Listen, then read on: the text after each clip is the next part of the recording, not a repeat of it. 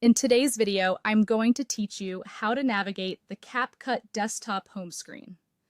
To get started, open the CapCut desktop app on your computer. Once the app launches, give it a moment to fully load the home screen.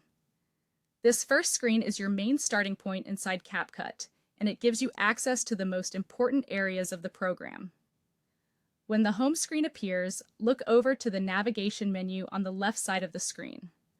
This menu is where you'll move between different sections. Must see, so it's a good idea to get familiar with it right away.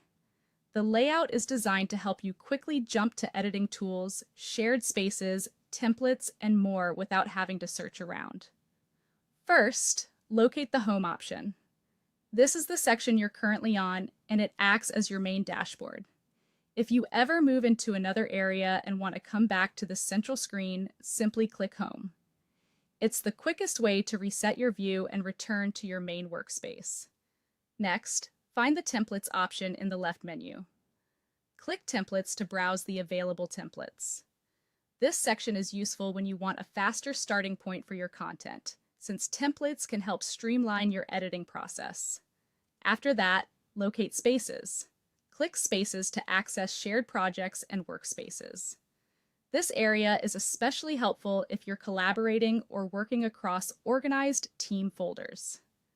Now look for Design Studio. Click Design Studio to access CapCut's design tools.